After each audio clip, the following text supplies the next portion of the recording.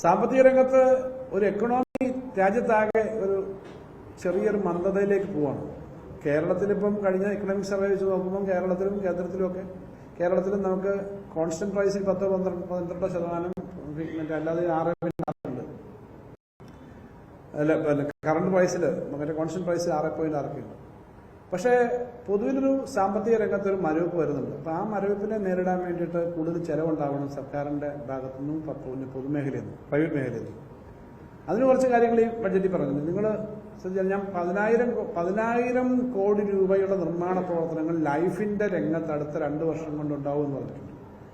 അത് കുറച്ച് ഇപ്പം സർക്കാർ വെക്കുന്ന ബഡ്ജറ്റിന്റെ പണമുണ്ട്. ഇതല്ലാതെ തന്നെ ഒരു ദീർഘകാലത്തേക്ക് ലോൺ എടുത്തിട്ട് അടയ്ക്കാൻ പറ്റുന്ന പഞ്ചായത്തും ഗവൺമെന്റും എല്ലാം കൂടെ ചേർന്നൊരു സ്കീം ആലോചിച്ചുകൊണ്ടിരിക്കുകയാണ്. തദ്ദേശ ഗവൺമെന്റ് ഇവിടെ ആലോചിച്ചിട്ടുണ്ട്. 10,000 കോടിയുടെ നിർമ്മാണം 2 വർഷം കൊണ്ട് വരുമെന്ന് പറഞ്ഞാൽ എക്കണോമി നല്ലൊരു ബൂസ്റ്റ് വരും.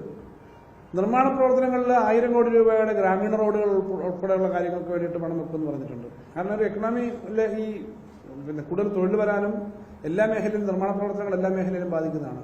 അതുപോലെ തന്നെ എക്കണോമിക്കകത്ത് സജീവത വരാൻ വേണ്ടിയിട്ട് നവകേരള സദസ്സുമായി ബന്ധപ്പെട്ട ഒന്ന് പ്രപ്പോസൽസിൽ ഒരു 1000 കോടി രൂപയുടെ കാര്യം പറഞ്ഞു. ഇതുകൂടാതെ ഒരു 1,500 കോടി സാധാരണ പറയുന്നല്ല ഒരു 1,500 കോടി രൂപയുടെ വേറെ പണം മാറ്റി വെച്ചിട്ടുണ്ട് നിർമ്മാണ പ്രവർത്തനങ്ങൾ മണ്ഡലങ്ങളുമായിട്ടൊക്കെ ബന്ധപ്പെട്ട് വരുന്നത്. അപ്പോൾ ഒരു 10,3,500 കോടി രൂപയുടെ നിർമ്മാണ പ്രവർത്തനങ്ങൾ വരും. 5,000 കോടി രൂപയെങ്കിലും വിഴിഞ്ഞുമായി ബന്ധപ്പെട്ടിട്ടുള്ള കാപ്പക്സ് ഇപ്പോൾ കേന്ദ്ര ഗവൺമെന്റിൽ നിന്ന് കിട്ടേണ്ട കാപ്പക്സ് നമുക്ക് കിട്ടാവുന്നതാണ്. ആ കാപ്പക്സ് നമ്മൾ യൂട്ടിലൈസ് ചെയ്യാൻ വേണ്ടിയിട്ട് ഉള്ള പരിപാടി ഇടുന്നുണ്ട്. ഇതുപോലെ ടൂറിസം മേഖലയിൽ ഞാൻ പറഞ്ഞു 10,000 ഹോട്ടൽ മുറികൾ. ടൂറിസം മേഖലയിൽ തന്നെ വിവിധ കേന്ദ്രങ്ങൾ നമ്മുടെ ഈ പല ഇന്റർനാഷണൽ ടൂറിസ്റ്റ് സ്ഥലത്ത് ചെന്ന് കഴിഞ്ഞാൽ 10,000 പേർക്ക് ഇരിക്കാവുന്ന ചെയറുകളും സൗകര്യങ്ങളും പൊതു സ്പേസൊക്കെ ഉണ്ടാവും. അവിടെ അത്യാവശ്യം ടോയ്ലറ്റുകൾ, റെസ്റ്റോറൻറ്റുകൾ.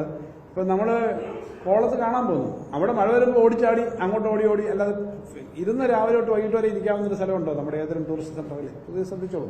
നമ്മൾ പോവുകയാണെങ്കിൽ ഒന്നിൽ അവിടെ ഒരു ഹോട്ടലിൽ പോകണം, റെസ്റ്റോറൻറ്റിൽ പോകണം. മറ്റേ സ്ഥലങ്ങൾ അങ്ങനല്ല. ഒരു ദിവസത്തേക്കോ 2 ദിവസത്തേക്കോ 3 ദിവസത്തേക്കോ ഒരു സ്ഥലത്തേക്ക് വരുന്ന ആളുകളാണ്. അവർ രാവിലെ തൊട്ട് വൈകിട്ട് വരെ ഇരിക്കാവുന്ന തരത്തിലേക്ക് കോമൺ ഫെസിലിറ്റി എന്ന് പറഞ്ഞാൽ അത്യാവശ്യം ടോയ്ലറ്റും മറ്റു കാര്യങ്ങളല്ല, പൊതുവിലിരിക്കാൻ അവിടെ കുറെ റെസ്റ്റോറൻറ്റുകൾ, ഇങ്ങനെയൊക്കെയുള്ള സ്പേസുകൾ നമ്മുടെ ടൂറിസ്റ്റ് പ്ലേസസിൽ പലയിടത്തും ഡെവലപ്പ് ചെയ്യാറുണ്ട്. അതിനാണ് അത്തരം ഡെവലപ്മെന്റ് കാര്യം പറഞ്ഞത്. മറ്റൊന്ന് ഫോറസ്റ്റ് ഡിപ്പാർട്ട്മെന്റുമായിട്ട് തന്നെ ചേർന്നിട്ട് ഫോറസ്റ്റിന്റെ ഉള്ളിലുള്ള സ്ഥലങ്ങൾ ഇപ്പൊ തന്നെ ഞങ്ങൾ അവരോട് സംസാരിച്ചിരുന്നു. ഇവിടുത്തെ തിരുവനന്തപുരത്ത് തന്നെ ഫോറസ്റ്റ് പൊന്മുടിയിലും അതുപോലെ തന്നെ അതിനപ്പുറത്ത് പണ്ട് തൊട്ടേയുള്ള പ്രധാനപ്പെട്ട ബോണക്കാട് എസ്റ്റേറ്റൊക്കെ നിങ്ങൾ ചിലർ കേട്ടിട്ടുണ്ടാവും, അല്ലെ അറിയാം. അതിനകത്ത് ഫോറസ്റ്റിന്റെ 250 ഏക്കറുണ്ട്. ബോണക്കാട് എസ്റ്റേറ്റ് അടഞ്ഞു കിടക്കണം. 250 ഏക്കർ എസ്റ്റേറ്റിനകത്ത് ഫോറസ്റ്റ് ഉണ്ട്. ഇതുപോലുള്ള സ്ഥലങ്ങളൊക്കെ ഈ അവർ കബനി തടത്തിലെ ജംഗിൾ